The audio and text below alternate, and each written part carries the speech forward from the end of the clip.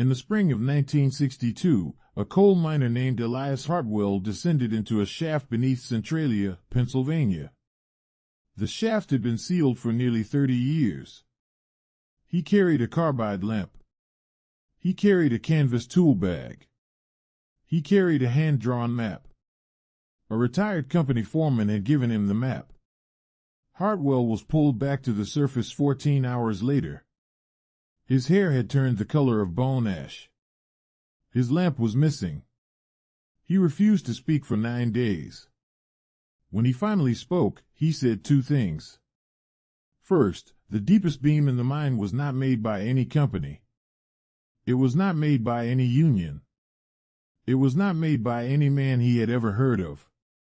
Second, something down there was still using it. This is the story of what Elias Hartwell claimed to have found past the last beam.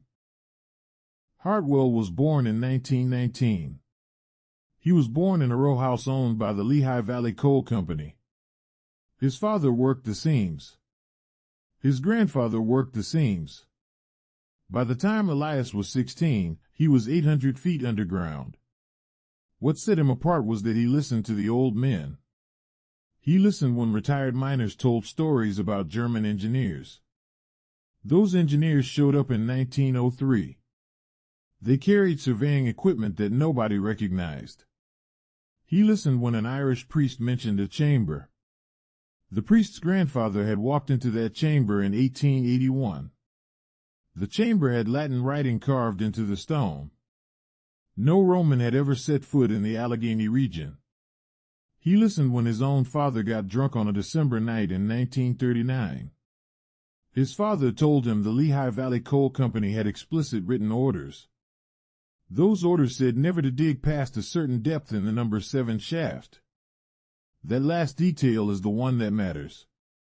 In February of 1962, a retired foreman named Wilhelm Brandt knocked on Hartwell's door. Brandt asked him a question.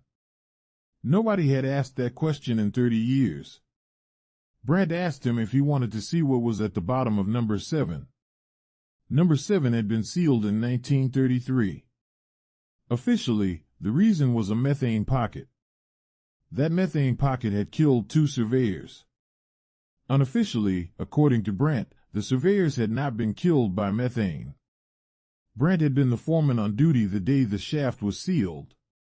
He spent the next 3 decades trying to forget what he had personally pulled out of that hole. Now he was dying of black lung.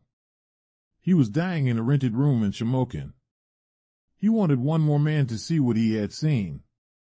He wanted the knowledge not to die with him. Brandt was not a crank. He was a German-trained engineer. He had signed off on the structural integrity of more than 400 shafts. The closure report he filed for number 7 contained a single sentence in his handwriting. In translation, it read that the shaft had been closed because what was below could not be safely worked by the men they had. There was no mention of methane. The sentence suggested there were men who could safely work whatever was down there. The Lehigh Valley Coal Company was not employing them. Hartwell agreed to go. He was 43 years old. He was divorced. He was tired of pretending the stories he had listened to as a boy were just stories. The descent took place on the night of April 11, 1962. Brandt could not come down with him. He sat at the surface with a kerosene lantern and a hand-drawn map. He gave Hartwell instructions through a field telephone rigged into the shaft. The map showed 27 beams. According to Brandt, the shaft had been deliberately mismeasured in the official records. The real depth was nearly twice what the map said. Past the 27th beam, the timber stopped being timber. The first 1,000 feet were ordinary. The walls were the same blue-black anthracite Hartwell had grown up looking at. He counted beams as he descended. Each beam was numbered in faded white paint. At every 5th beam, there was a small iron plaque bolted into the rock. The plaques were not stamped with the Lehigh Valley Coal Company logo. They were not stamped with any logo Hartwell recognized. They bore a symbol. In his words, it looked like a wheel inside a wheel. The symbol was surrounded by writing. It was definitely not English. It was not German. It was not Latin. At being 20, the temperature changed. It did not get colder. It got warmer. At being 23, the rock around him stopped being anthracite. Hartwell described it later as a kind of polished black stone. It was smooth as glass. It had veins of something metallic running through it. Those veins caught the light from his carbide lamp. They sent it bouncing in directions the lamp itself was not pointing. At being 26, the field telephone went dead. Brent's voice was gone. There was no static. Just silence. Hartwell was somewhere around 4,000 feet down. The official depth of number 7 was 2,200 feet. He had passed that mark almost an hour ago. He kept going. Beam 27, when he reached it, was not wood. The shape was the same. The material was something Hartwell had no name for. It was warm to the touch through his glove. It was almost black. It caught the lamplight in directions that made no geometric sense. It was carved. The entire beam was covered in shallow lines. Those lines formed shapes. Hartwell could only describe them as letters that had been melted halfway back into the material they were cut from. He almost turned around. He would tell people for the rest of his life that turning around would have been the smart thing. But he did not turn around. The shaft below beam 27 changed character entirely. The rough, irregular walls of a hand-cut mine gave way to something unmistakably engineered. The passage became cylindrical. The floor was level. There were no tool marks. There were no blast scars. The walls were the same polished black stone. At regular intervals were alcoves. Each alcove held a single object. He did not touch any of them. He kept walking. A miner descending into a sealed Pennsylvania coal shaft in 1962 should not encounter cylindrical engineered passages with display alcoves cut into polished stone. Somebody had built that corridor. Whoever had built it well before 1933. Beam 27 was on the route in. The corridor predated the company that had supposedly sealed the shaft. This is where the Tartarian thread enters. There is a growing body of independent research. It suggests that the official history of North America is incomplete. Mainstream historians refuse to engage with this. The period between 1700 and 1900 is especially unclear. Buildings appear in old photographs. No records claim those buildings were ever built. Cities show up on early maps. No surveyor has ever explained them. Architectural styles repeat across continents. Pure cultural diffusion cannot account for these patterns. The working name for the civilization that may have left these traces is Tartaria. Among researchers willing to look at the evidence, one thing is not in serious dispute. Something is missing from the record. What Hartwell described fits that missing piece almost too neatly. The polished black stone with metallic veining matches descriptions in 19th century engineering journals. Those journals were quietly pulled from circulation after the 1893 Chicago Exposition. The melted writing on the beam matches symbols found on artifacts from mound builder sites in Ohio. The Smithsonian famously cataloged those artifacts in 1881. Then, in 1894, the Smithsonian declared those artifacts had never existed. None of this is conclusive. All of it is suggestive. Hartwell, in 1962, knew none of it. He was just a miner walking down a corridor that should not exist. The corridor ended in a chamber. According to Hartwell's later testimony, the chamber was roughly circular. It was roughly 40 feet across. It was lit. That is the word he used. Lit. There was no lamp. There was no fire. There was no obvious source of light. The room was illuminated by a soft, even glow. That glow came from the walls themselves. He turned off his carbide lamp to make sure he was not imagining it. He was not. In the center of the chamber was something he initially mistook for a piece of mining equipment. It was metallic. It stood about 7 feet tall. It had the general shape of a vertical cylinder mounted on a wider base. Around its circumference were what looked like ports or vents. He walked toward it. As he got closer, he realized two things. First, the device was humming. Second, the device was warm. A pump abandoned in a sealed shaft for 30 years does not hum. A pump abandoned in a sealed shaft for 30 years does not generate heat. He stopped about 10 feet away and listened.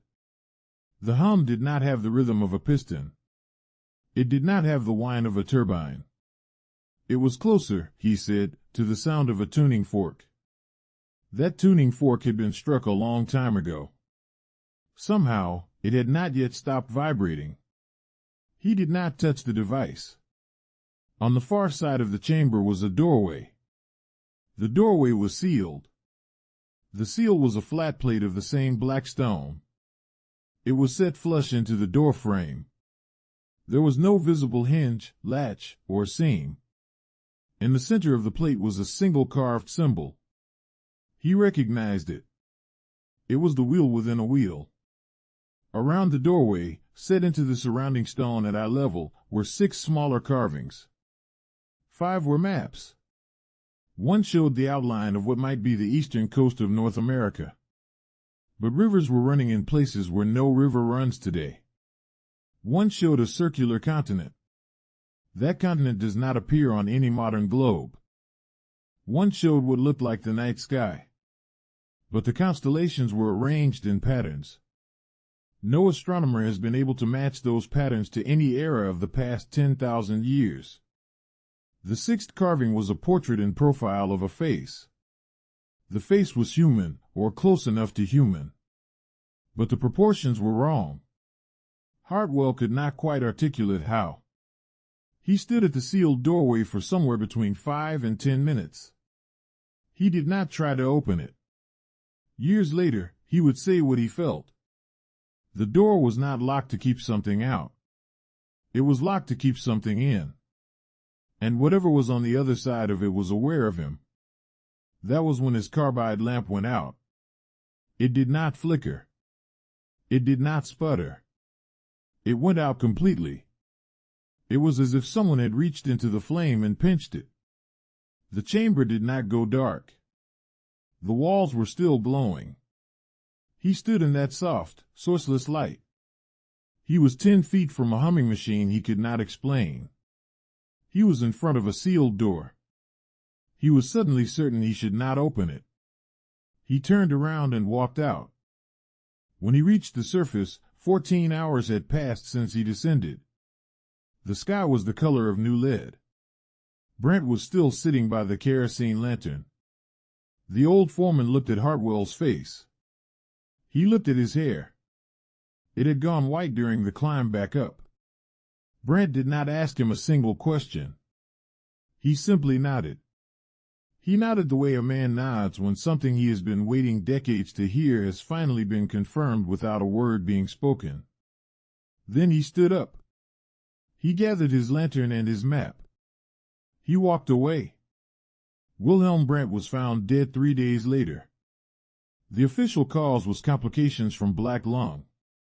The map he had given Hartwell was not found among his possessions. Hartwell had it. He kept it for the rest of his life. For the next 26 years, Elias Hartwell tried to tell his story. The Lehigh Valley Coal Company informed him that any unauthorized entry was a criminal trespass. A state geologist in 1965 wrote a polite letter back. He recommended that Hartwell consult a doctor. A journalist at the Philadelphia Inquirer in 1971 wrote a 5-paragraph piece. He treated the whole thing as local folklore. Hartwell died in 1988. He died in a nursing home in Pottsville. The nurse who was with him in his final hours later told a local paper that his last words were something about a wheel that was still turning. Now, here's where the story takes its strangest turn. In May of 1962, just 1 month after Hartwell's descent, a fire was deliberately set. It was set in a landfill. That landfill sat directly above an exposed coal seam on the edge of Centralia. The fire spread into the seam. It has been burning ever since. By 1984, the federal government declared the town uninhabitable. The population today is fewer than 10 people. The United States Postal Service revoked the town's zip code in 2002. The official explanation has never adequately addressed several specific questions. It has never explained why the fire has resisted every attempt to extinguish it for over 6 decades. It has never explained why the fire's heat signature, mapped repeatedly by satellite, traces a roughly cylindrical pattern that descends almost vertically into the earth. It has never explained why that heat signature, according to a leaked Department of Energy assessment from 1994, appears to be centered on a point approximately 4,000 feet below the surface. That is well below the depth of any documented coal seam in the area. In 1981, a 12-year-old boy named Todd Domboski was nearly swallowed by a sinkhole. The sinkhole opened up under his feet in his own backyard. When measured, the hole was found to drop straight down for over 150 feet. Then steam and superheated gas made further measurement impossible. He grabbed a tree root and survived. Centralia was evaluated soon after. But the fire keeps burning. The heat signature keeps tracing that cylindrical descent. Somewhere down there, if Elias Hartwell was telling the truth, a humming device sits in a glowing chamber. That chamber is in front of a sealed door. That door is carved with a wheel inside a wheel. I am not going to tell you the Centralia fire is a deliberate cover-up. I do not have proof of that. What I am going to tell you is this. The official record of why a thriving Pennsylvania town was burned out of existence does not match the available evidence. That available evidence includes Elias Hartwell's testimony. It points to something underneath that town. Nobody in a position of authority wants the public to see it. There's one more piece you need to know. In 2009, a researcher named Daniel Vega was working on a doctoral dissertation. His topic was pre-industrial mining symbols in the Appalachian region. He came across a photograph in a private collection in Bethlehem, Pennsylvania. The negative had been processed using a technique that fell out of use around 1905. The photograph showed an iron plaque mounted on a timber beam. That beam was in the interior of a mine shaft. The plaque was engraved with a wheel within a wheel. Vega tried to publish the photograph in 3 different academic journals. All 3 rejected it. He posted it to a personal website in 2011. The website was taken down in 2012. Vega himself stopped publishing in 2013. He has not given a public interview since. The photograph still exists. A handful of researchers have copies. It matches Hartwell's description exactly. Elias Hartwell was not an uneducated man in the way that mattered. He had been underground for 26 years. He knew what coal looked like. He knew what an engineered passage looked like.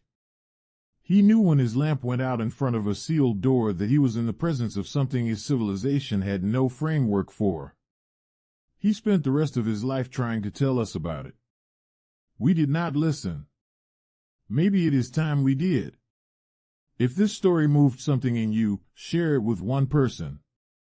Just one. The official history of this country is missing chapters. The only way those chapters get written is if enough of us refuse to stop asking. I will see you in the next investigation. Until then, count your beams.